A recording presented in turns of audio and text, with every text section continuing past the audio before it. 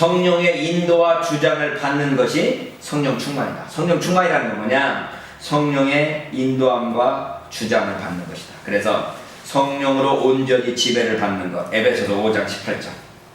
영의 지배는 죄와의 투쟁이다. 죽기까지 선한 싸움을 싸울 회개할 자로 사는 것. 성령 충만은 변화된 그리스도인의 사회를 만든다. 그러니까 우리가 죄와 싸우다 보면 사회가 어떻게 돼?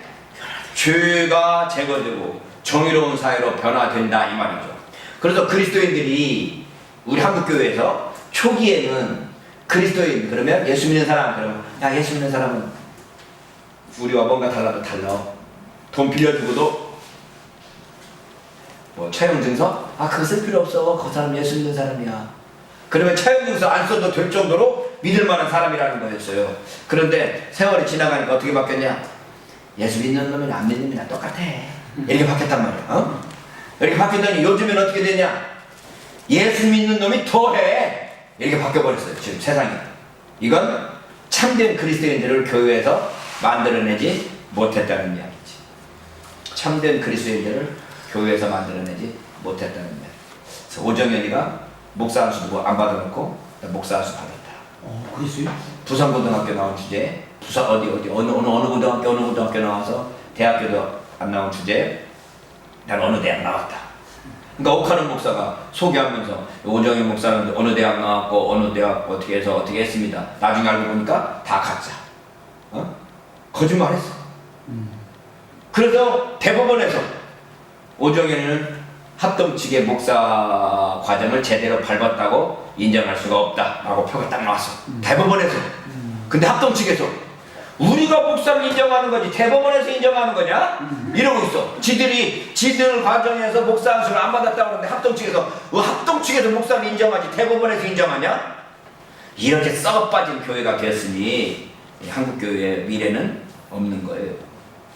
우리는 교회를 조그맣게 하고 또 몇 사람 안 모이더라도 지금 정직하게 말한다고 해서 사람이 정직하자고 그러면 누가 따라올 것 같아요?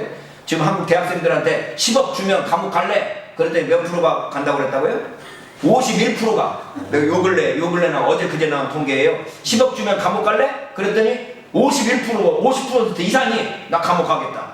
내가 곰곰이 생각해도 감옥에서 몇 년 살고 10억 생기면 갔다 올만 하지 뭐. 이런 생각 거의 가지고 있지 않아요? 이렇게 돼버렸어요 세상이. 그런데 그리스도인들이 몇 프로야? 30% 40%란 말이야. 그 중에 크리스찬들이 없을 것 같아요? 수없이 많아. 이게 과연 교회냐? 교회를 막 크게 쳐가지고 서초구청에 사거리에다가 엄청난 몇천억짜리 교회를 짓고 할렐루야 한다고 그게 교회냐? 그게 성령의 역사를 하고 있는 교회라고 할 수 있느냐? 목사가 간음을 해서 뻔히 드러나는데 제 교회 장로가 하는 말이 우리 교회 같이 큰 교회 목사님은 영웅 호색이라고 영웅 호걸이라고 영웅 본색이라고 영웅은 본래 색을 좋아한다고 그 정도야 뭐 다 할 수 있는 거지 우리 목사님은 몇이라도 건드릴 수 있어요. 이런 넉 빠진 소리를 하는 사람들이 장로가 돼 있고 이게 교회냐고. 흥분을 하면 안 돼요. 아빠 진도를 나가야 되니까. 어쨌든 우리가 성령 충만이라는 게 뭐냐? 성령의 지배를 받는 삶이다. 성령의 지배를 받는 삶. 물론 내 자신을 보면 그렇게 큰 소리 칠 수 있는 깨끗한 사람이냐? 그러려면 어제들 하나님 앞에서 회개하고 또 하나님께 나가고 또 우리의 잘못을 아뢰고 내가 남을 비판하는 그 비판으로 나를 비판할 수 있게 남의 들보를 보지 말고 남의 티를 보지 말고 내 들보를 보게 하옵소서 이렇게 기도를 하지만 교회가 그런 모습을 가지고 있냐라는 것에 대한 철저한 자기 성찰, 자기 그 반성이 있어야 되죠. 그게 없는 한 나는 그건 이미 지나갔다고 봐요. 이미 한국 교회는 끝났다고 나는 봐. 왜 보느냐? 사랑의 교회가 그렇고 그거에 대해서 대항하는 합동측이 그렇고 명성교회 저렇게 세습을 했는데도 또 역시 또 그렇고 이미 나는 한국 교회는 더 이상 소망이 없다라는 생각을 해서 뭐 그렇게 기대는 하지 않지만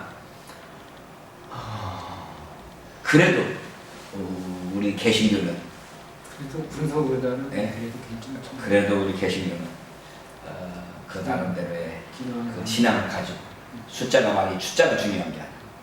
단 한 명이라도 바르게 예수 믿는 사람, 예수의 복음을 위해서 정말 순교를 각오한 사람들이 한두 명이라도 있으면 그게 바로 교회고 그게 참된 그리스도의 복음이다라고 할 수 있는 거죠. 자, 성화에 있어서 성령의 사역과 신자의 역할, 믿음의 칭의, 믿음으로 원리상 이미 완전하게 성화되었다. 그러니까 거룩하게 되는 것이 의롭게 되는 것, 거룩하게 되는 것. 그래서 우리가 쉽게 말하기를 칭의는 이미 받았지만 성화는 이루어간다. 점점 이루어간다. 성화는 완성되지 않는다. 이렇게 말하지만 사실은 성경을 살펴보면 칭의도 마찬가지고 성화도 마찬가지고 이미 의롭게 되었지만 아직 완전히 의롭게 되진 않았고 이미 성화되었지만 아직 완전히 성화되진 않았다. 이미와 아직이라는 도식이 언제든지 다 적용된다고 그런 말씀을 드렸어요. 그러니까 우리가 이미 거룩하게 하시고 하나씩 이루어 가시는 것이 성화의 모습이다. 그래서 칭의가 있고 성화가 있고 영화가 있는데, 예? 칭의, 의롭게 되는 게 있고 성화가 있고 영화가 있어요. 각각의 단계가 있는데 칭의는 믿을 때 얻어지고 성화는 우리의 인생의 과정에서 얻어지고 영화는 죽고 난 뒤에 이루어진다. 이렇게 이야기를 하지만 각각의 단계가 무엇인가가 있지만 이것도 역시 다 이미와 아직의 차원을 다 가지고 있다. 이렇게 이야기하는 거죠. 그래서 무엇인가 칭의하고는 다른 무엇인가 성화에 있고 성화하고는 다른 무엇인가가 영화에 있는 걸로 지금 이야기할 수 있는 거죠. 그래서 우리가 기도하는 것은 성화의 길에 있어서 필수적인 것이다. 필수적인 것. 기도를 통해서만 우리가 죄와 싸울 수 있고 또 거룩한 길을 갈 수 있다. 왜? 우리의 힘으로는 할 수 없으니까. 우리의 힘으로는 할 수가 없어요. 하나님의 능력으로 하나님께서 함께 해주시는 것만 할 수 있으니까 기도한다라는 건 뭐냐?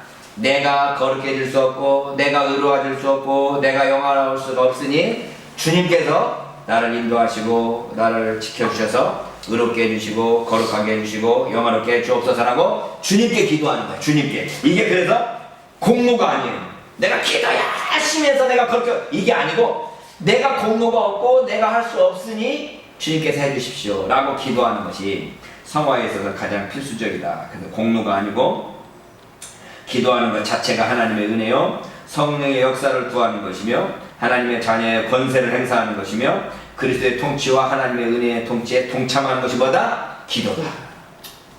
홍 목사처럼 기도 안 하는 사람이 어디 있겠어. 그러나 기도가 무엇인가 라고 알면 우리의 모든 순간순간이 하나님께 기도하는 거죠. 기도하는 시간은 필요가 없을지 모르지만 기도하는 마음으로 하루하루 살아가는 거예요. 그게 뭐냐? 내 힘으로는 할 수 없습니다. 주님께서 해주십시오. 나는 의로울 수 없습니다.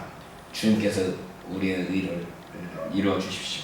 이렇게 하나님 앞에 구하고 간구하고 그래서 성령의 역사를 구하는 것이며 성령의 힘을 구하는 것이고 하나님의 자녀의 권세를 행사하는 것이며 그리스도의 통치와 하나님의 은혜의 통치에 나아가는 것이다. 그래서 기도는 의무가 아니라 뭐라? 권리다. 권리. 아버지한테 아버지 도와주세요 라고 할 수 있는 건 의무가 아니야. 자식의 권리지. 그래서 죄의 결과만을 위한 기도가 아니라 우리를 죄짓게 하는 세력, 죄의 오염을 면제시키고 약화시키며 없애기 위한 몸부림의 기도가 있어야 된다. 그래서 그리스도인들은 처음부터 끝까지 이렇게 이 죄와 싸우기 위해서 몸부림치는 그러한 기도를 하고 있다. 이 세상에서 이런 몸부림의 이런 죄와 싸우는 이 몸부림의 극치를 보여준 게 바로 겟세마네의 기도다. 예수님께서 기도하실 때 힘쓰고 애써 더욱 간절히 기도할 때 땀방울이 땅에 떨어지는 핏방울처럼 되더라. 이 기도를 이 이상 얼마나 더 표현할 수 있겠어요. 예수님은 하나님이신데 그러잖아요. 우리가 하나님이라고 있잖아요. 그 하나님이신 예수님이 힘쓰고 애써 더욱 간절히 땀이 땅에 떨어지는 핏방울이 되도록 기도하셨다면 우리가 죄가 많고 허물이 많고 약점투성이고 수없이 유혹에 넘어지는 우리가 얼마나 하나님께 기도하고 부르짖고 이런 몸부림이 있어야 되겠어요. 근데 이제 사실 날마다 이렇게 했다가는 다 죽지. 예? 우리가 하나님 앞에 기도하는 시간들을 특별히 가질 필요성이 있는 게 예수님께서 습관을 따라 기도하셨다고 그러잖아요. 습관 따라서 우리가 하루에 또는 일주일에 한 번은 주님께 나가서 기도하고 또 하나님께 간구하는 시간을 가지려니 하는 마음 자세를 가지는 게 필요한 거죠. 그걸 통해서 우리 자신의 하나님의 도움이 필요한 존재라는 것을 더욱더 알게 된다는 거죠. 자, 19번째 성령의 능력. 성령의 능력이라는 건 뭐냐? 그러면 예수님께서 내가 하는 일을 너희도 할 것이요 나보다 더 큰 일도 하리니 라고 그러니까 예수님께서 병 고치셨으면 우리는 더 많은 병을 고치고 예수님께서